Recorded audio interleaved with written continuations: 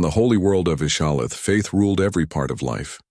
Towers of white stone rose high into the clouds, each carved with glowing runes that told stories of gods and ancient heroes. Pilgrims from far lands came to kneel in the grand temple, hoping for blessings. And at the very center of all this stood one figure, untouched, pure, and sacred. Her name was Liara, the sacred virgin priestess. She was young, no more than 20 summers, yet her presence carried the weight of centuries, of tradition. Draped in silver robes, her face hidden behind a thin veil, she walked with quiet grace through the temple halls. The priests bowed to her. The people lowered their heads in reverence. To them, she was not a woman of flesh and blood. She was a vessel of the goddess. From the moment she had been chosen at 13, Liara's life was set. She ate only sacred food, slept in a chamber of stone, and prayed from dawn until night. She was forbidden to laugh, forbidden to weep, forbidden to touch or be touched.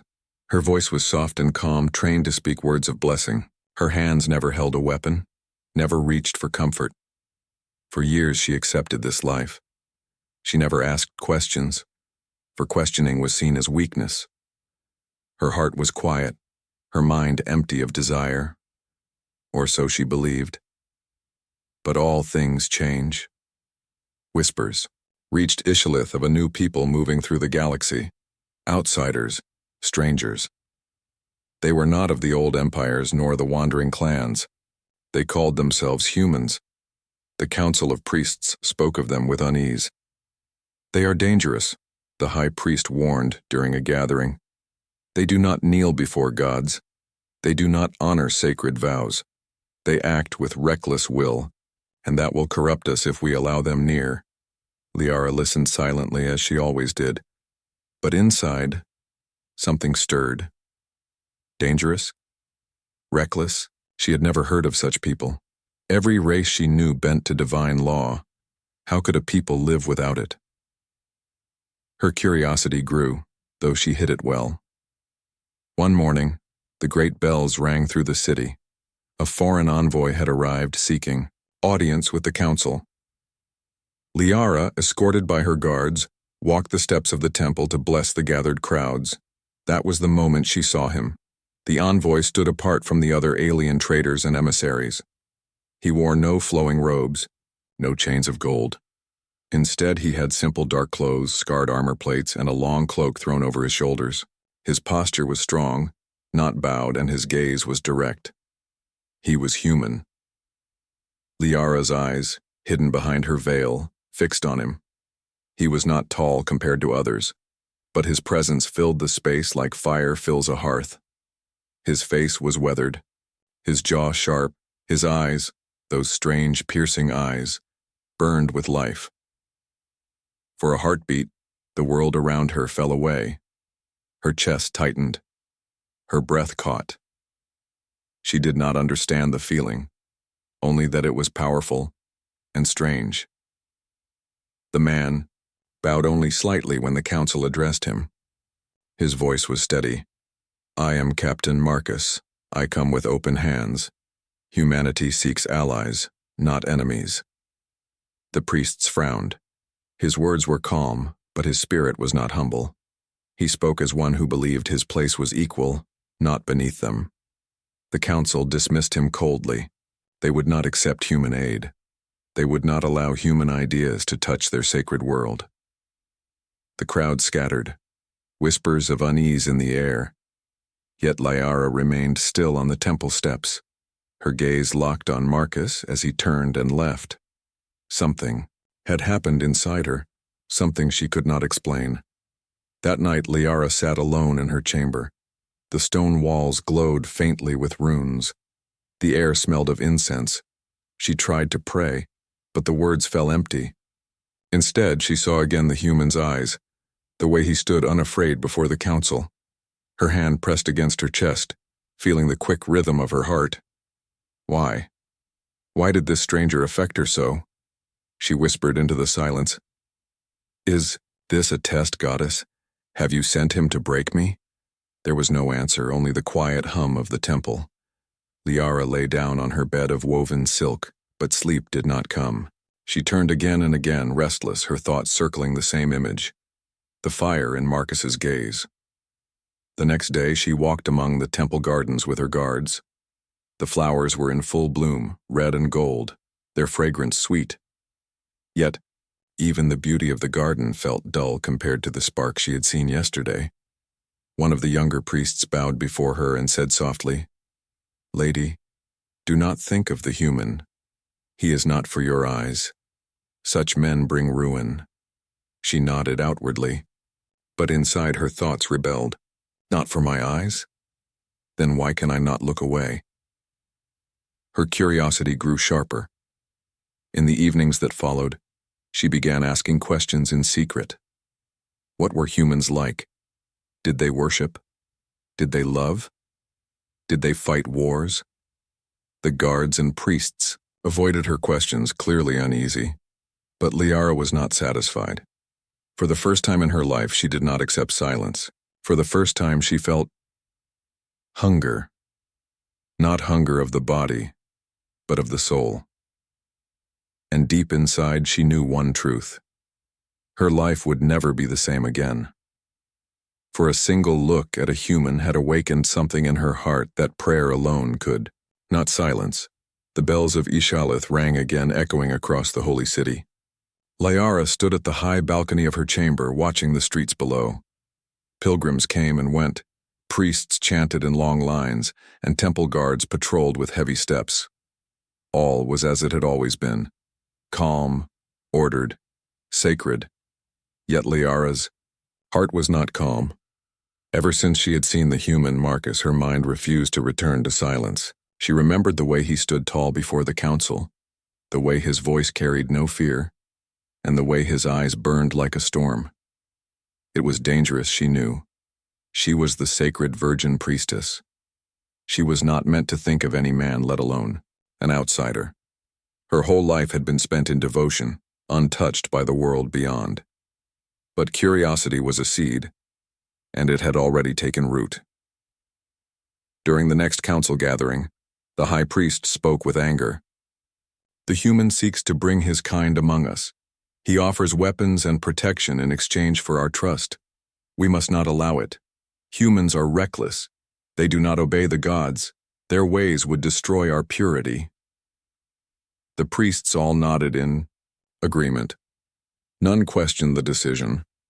Liara lowered her head as was expected, but inside her mind turned. If they are so dangerous, why did he bow in peace? If they are reckless, why did his voice carry such strength? Her hands curled into fists beneath her sleeves. She wanted to ask, but she held her tongue. A priestess did not speak against the council, but her heart whispered against the silence. That evening she walked in the gardens again. The moon of Ishalith hung low, bathing the flowers in silver light. Her guards followed at a distance, giving her space as she paused by the fountain. "Why? Do you trouble yourself, lady?" One of the older priests asked gently. His voice was kind, but his eyes were sharp. "These thoughts are not for you. The human is only a shadow passing through our world." Liara answered softly, "And yet, even a shadow can draw the eye." "The foe." Priest frowned, bowing low. "Do not let his presence corrupt you. Purity is your strength. If you falter, the people will lose their faith." She said no more, but as she walked on, her thoughts deepened. Why do they fear him so much? What, is it about humans they will not speak aloud? The forbidden questions burned inside her. Days passed. The raiders that prowled the edges of the star system drew nearer. Rumors reached the city that villages in the outer lands had been attacked. Smoke rose in the distance. Families wept in the streets. Marcus offered aid, sending word to the council. "Human ships can defend you. We ask nothing but the chance to stand as allies." But the council rejected him again. Liara overheard their cold reply. "We need no protection from godless men." She felt anger rise within her chest, a fire she had never known. Did they not care for the people? Did they value pride above safety? Her gaze drifted to the horizon. She thought of the human captain waiting outside the temple walls. Her heart beat faster with every thought. That night, unable to hold her restlessness, Liara left her chamber in secret. She wore a plain cloak and lowered her veil. Her footsteps were soft as she crossed the garden paths under the moonlight. At the far edge of the courtyard, near the shadow of the outer wall, a figure waited. Strong shoulders, a dark cloak, eyes that caught the light of the stars. Marcus. He turned when she approached, surprise flickering across his face. Priestess. His voice was quiet, but steady. You should not be here. Liara lowered her veil just enough for him to see her eyes. Nor should you. The council forbids it. Then why are you here? Her breath caught. She had no answer she could give without betraying her heart. At last, she said softly, I wanted to understand. He studied her in silence for a moment, then nodded. Ask. They walked slowly along the garden's edge, their voices low. Liara asked him about humans, why they did not kneel to gods, why they carried themselves as equals instead of servants of divine law, why they risked their lives so freely. Marcus answered with calm honesty. We have faith, but not in gods we cannot see. We believe in one another, in family, in courage, in the will to keep fighting even when the stars burn against us. Liara listened, her heart racing. His words were unlike anything she had ever been taught. They carried no ritual, no sacred verses, only raw truth. And do you not fear punishment? She asked. He shook his head. Life itself punishes us enough. We do not need gods to add to it. For the first time in her life, Liara laughed, not loud but a small breathless laughter. The morning began with uneasy silence. The bells of Ishalith rang late, their tone dull and heavy. Liara woke in her chamber to the smell of smoke drifting through the carved windows. Her attendants whispered nervously, avoiding her eyes. When she stepped onto the balcony, her breath caught.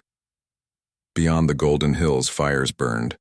Black columns of smoke rose high into the sky, carried by the wind toward the holy city. Raiders. The same threat that Marcus had warned about had come at last. The council gathered in the grand hall, their faces stern but pale. The high priest raised his staff and spoke loudly to the crowd of fearful citizens. Do not tremble, he said. The goddess has protected us for 1,000 years, and she will protect us now. The outsiders may rage against our walls, but our faith is stronger than their fire. The people cheered weakly, but their eyes betrayed their fear. Liara sat in silence beside the altar. Her hands were folded, but her heart would not calm. She remembered Marcus's voice, his warning, his offer of aid. The council had rejected him, declaring that Ishalith needed no help from humans. But what if they were wrong? The chanting of the priests filled the chamber, yet outside the sound of weapons grew louder. Explosions rumbled through the stone floor. Cries of pain carried over the walls. Liara's chest tightened. The prayers sounded hollow. The goddess felt far away. By noon, the enemy had reached the outer streets. Citizens fled toward the temple gates. Guards tried to hold the lines but were quickly overwhelmed. The smell of burning wood and flesh filled the air. From the balcony, Liara saw Marcus and his men. The humans had ignored the council's command to leave. Instead, they fought in the streets with fierce discipline. Marcus stood at the front, his weapon flashing bright against the smoke. He barked orders, moving with calm strength even as fire rained down. His soldiers followed without hesitation, cutting through the raiders and driving them back. Liara could not look away. He was unlike any priest or warrior she had ever known. He fought not with holy chants but with his own courage. And wherever he went, people lived. Her lips moved before she could stop herself. He saves them. The priest beside her scowled. Do not be deceived, lady. The human fights for pride, not for holiness. He will bring corruption if you look too closely. But Liara's heart whispered another truth. If corruption saves lives, Is it truly corruption? She could not sit still. Lifting her robes, she slipped from the chamber and hurried down the temple steps. The guards called after her, but she ignored them. She pushed into the smoke-filled streets where the cries of her people echoed. A mother knelt on the ground, shielding her child as raiders advanced. Liara rushed forward, but before she could reach them, Marcus appeared. His blade cut swift, his shield blocked the blow, and the raiders fell back. He turned sharply and froze when he saw her. "Priestess?" His voice was rough with battle. "What are you doing here?" "I could not stay in the temple while they suffer," she said, her words trembling but firm. Another blast shook the street. A wall cracked and began to fall. Liara's eyes widened, her feet rooted in place. Marcus lunged, pulling her into his arms. He threw his body over hers as stone crashed down around them. Dust filled the air, choking her breath. When the rumbling ended, Liara opened her eyes. She was pressed against him, shielded completely by his strength. His arm held her close, his heart thundered against her cheek. Time seemed to stop. No priest had ever touched her, no one had dared. Yet here, in the arms of a human, she felt alive in a way she had never known. Marcus lifted himself slowly, his face streaked with dust. "Are you hurt?" "No." Her voice caught in her throat. He helped her stand, his hand steady on her arm. The warmth lingered, even after he let go, sending shivers down her spine. Together they moved through the streets. Liara guided families to safety, her voice soothing their fear. Marcus fought beside her, never letting danger near. Citizens looked at her differently now, not as a distant priestess, but as one of them, walking through fire to protect them. By evening, the battle turned. The raiders retreated, unable to withstand the humans' defense. The fires dimmed, though smoke still choked the sky. The people wept with relief, bowing to Liara, thanking her for standing among them. But she knew who truly saved them. Her eyes found Marcus in the distance, bloodied but unbroken. Their gazes met for only a moment, but it was enough. That night, the council scolded her. "You endangered yourself," the high priest thundered. "You let the human touch you. Already his corruption seeps into your heart." Liara bowed her head, but inside she burned. She wanted to shout. It was not corruption. It was courage. It was life. When she returned to her chamber, the silence pressed heavy around her. She knelt before the altar, hands clasped, and whispered, "Goddess, have I sinned? Or have I finally opened my eyes?" No answer came. Only the echo of her heartbeat and the memory of strong arms shielding her from stone. She lay awake through the night, her body trembling, her thoughts a storm. Her vows demanded purity. Her people demanded faith. But her heart now, demanded something more. The city of Ishalith was quiet again, but the silence was heavy, like a storm waiting to return. Smoke still drifted from the ruins. Families mourned their dead, and the streets carried scars of fire. Inside the temple, however, the council spoke not of rebuilding nor of the lives saved. They spoke only of the priestess. Liara stood before them, her head bowed, her silver veil hiding her expression. The high priest's voice was sharp. "You broke your vow. You left the temple. You walked among the unclean. Worse, you allowed the human to touch you." Gasps echoed in the chamber. Priests shook their heads, their robes swishing in disapproval. Liara's hands clenched at her sides. "He saved me," she said softly. "He saved many of our people when our walls fell. Without him, the raiders would have burned the city." "The goddess protected us," the high priest snapped, "not the human." Liara lifted her head, her voice trembling but strong. "I saw no goddess when the stones fell. I saw a man who shielded me with his body. If that is corruption, then perhaps I am corrupted already."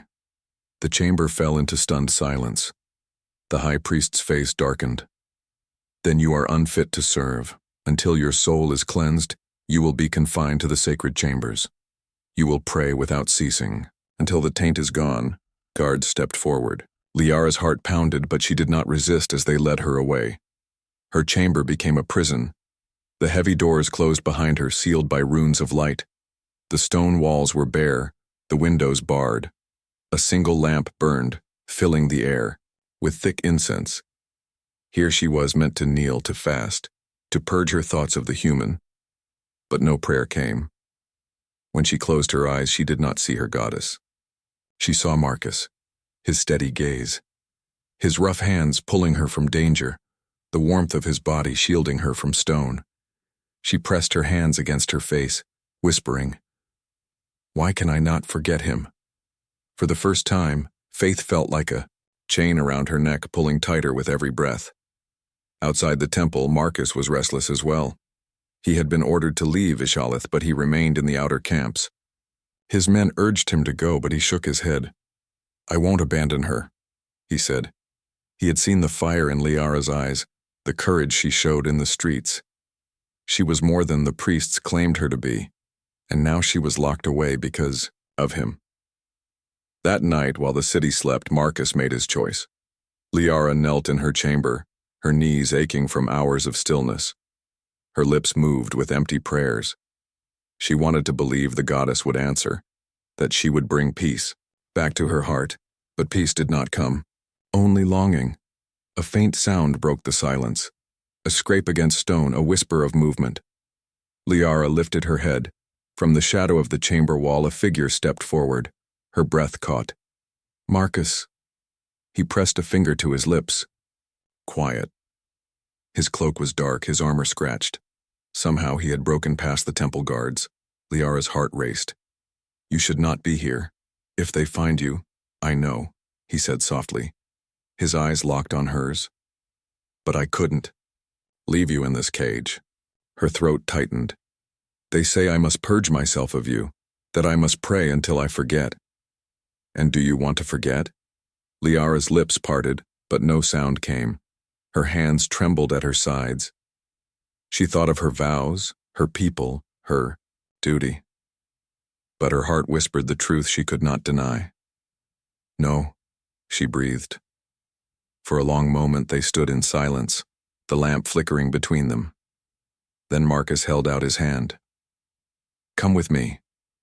Leave this prison. You deserve more than chains and silence." Liara stared at his hand. The weight of her vows pressed against her chest, heavy as stone.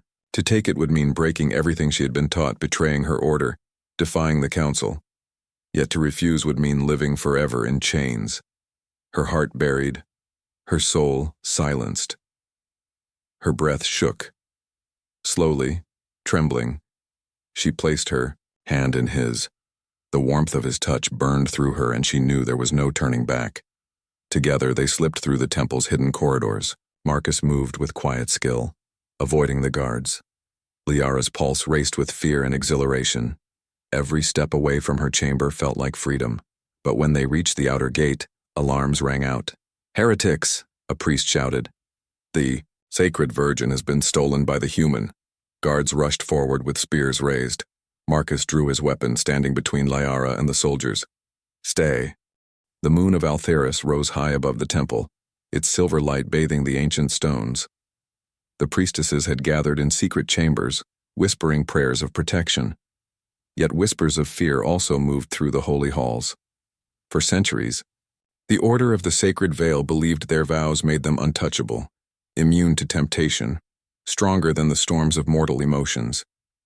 But now the High Priestess Elira carried in her heart a fire that no scripture could explain. A human had lit it, and it would not die. Kale stood outside the temple gates that night, looking up at the towering walls. His thoughts were heavy, his heart torn.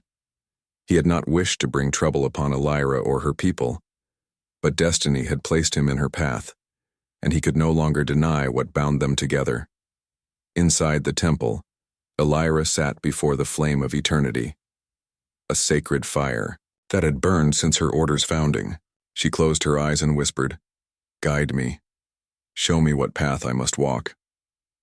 The fire flickered strangely, as if answering her. In that moment she understood. Her path was no longer only for the temple. The fire within her was not corruption. It was life itself. It was love. A faint voice interrupted her prayer. "Elira," whispered one of her closest sisters, Saren. "The council has decided. They fear the bond you share with the outsider. They will summon Kale tomorrow to judge him." Elira's eyes widened. "Judge him? For what crime?" "For the crime of awakening something in you that should never have been touched," Saren replied softly. "They believe he has broken the sacred order." Elira's heart ached. The thought of Kale being condemned filled her with dread. Yet she knew her sisters were not cruel, they were afraid. The traditions were older than kingdoms, and to break them was to shatter their world. That night, Elira went to the temple balcony. From there she could see Kale standing under the stars. Their eyes met across the distance, and though no words were spoken, both knew the truth. Something greater than fear bound them together. The next day, Kyle was brought into the great hall of judgment. The priestesses filled the chamber, their robes gleaming white, their faces stern. Elira stood among them, her hands trembling. The elder mother rose. Her voice was firm, echoing through the marble chamber. "Human traveler, you came among us with respect, but your presence has disturbed the sacred order. The high priestess herself has been touched by your influence.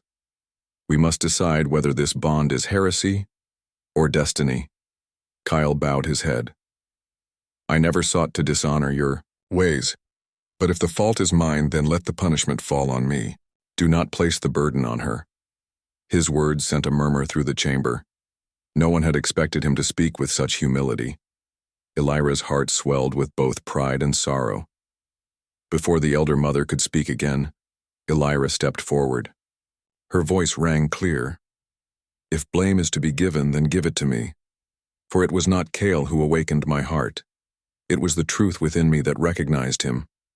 I have served this temple all my life, but can the gods truly wish for us to close our hearts forever?" The chamber grew silent. The priestesses looked at her with shock, for no high priestess had ever spoken such words. The elder mother's eyes narrowed. "You would cast aside your vows?" Elira raised her chin. "Not cast aside, transform. Perhaps our vows were meant for another time. Perhaps love is not corruption, but a path we forgot." The silence broke into whispers, some fearful, others curious. The ground beneath the order was shaking, not from Kale's presence, but from Elira's courage. The elder mother sighed deeply. "Your words carry weight, child, but understand this. If you walk this path, you walk it outside these walls. The temple will no longer claim you." The words struck Elira like a blade, but she did not falter. Slowly, she turned toward Kale. He met her gaze steady and warm, his hand reaching slightly toward hers, though chains bound him. "I am not afraid," she whispered. Gasps filled the chamber. A high priestess was choosing the forbidden path. That night, Elira and Kale were led to the edge of the temple grounds. Her sisters stood watching, torn between sorrow and wonder. The elder mother gave her a final look, not of anger, but of weary sadness. "You have chosen, Elira. May the gods show us whether this is ruin or rebirth." As Elira and Kale walked into the night together, the air felt heavy with both danger and promise. The stars above seemed brighter than ever, as though watching their steps. Kale glanced at her. "Are you certain of this? You may lose everything you've known." Elira smiled faintly, her eyes glowing with resolve.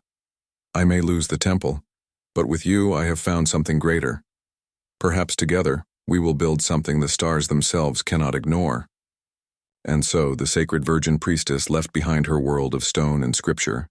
Beside her walked the human who had awakened her heart. Their path was uncertain, shadowed by danger, but also lit by the fire of hope. The night air was cool as Elira and Kale walked away from the temple. Behind them, the tall white spires of the holy ground shone under the moonlight, fading slowly as they moved farther into the forest paths. Each step was heavy with loss, yet also light with freedom. For Elira, The world beyond the temple walls was strange. She had never left the sacred ground since she was chosen as a child. Every sound of rustling leaves, every glimpse of the wild stars above felt new to her. Kale walked beside her, silent but watchful. His hand rested near the hilt of his blade, not out of violence but caution. "The temple protected you," he said softly. "But the world beyond is not so gentle." Elira glanced at him with quiet strength. "I have been sheltered, yes, but I'm not afraid. Not anymore." They stopped at a ridge overlooking the valley. Below them, villages twinkled with lanterns, and in the far distance, mountains rose like sleeping giants. Elira's eyes widened. "So much. I never imagined the world was this vast." Kyle smiled faintly. "And it is only a small part of it. There are worlds beyond this one, stars without number. I have walked among them, but never have I seen anything brighter than what I see in you now." Her cheeks warmed at his words, but before she could answer, a sound echoed through the trees. Aid, horn, long and deep. Kale's expression hardened. "The temple guards. They are searching for us." Elira's breath caught. "Would they harm us?" "They would not dare touch you," Kale said, his eyes narrowing. "But me? Yes. They would." Elira placed her hand on his arm, firm and certain. "Then we run together. I will not leave you." The two moved swiftly down the path, their robes and boots brushing against branches. The forest came alive with shadows, torchlight flickering behind them as the search grew closer.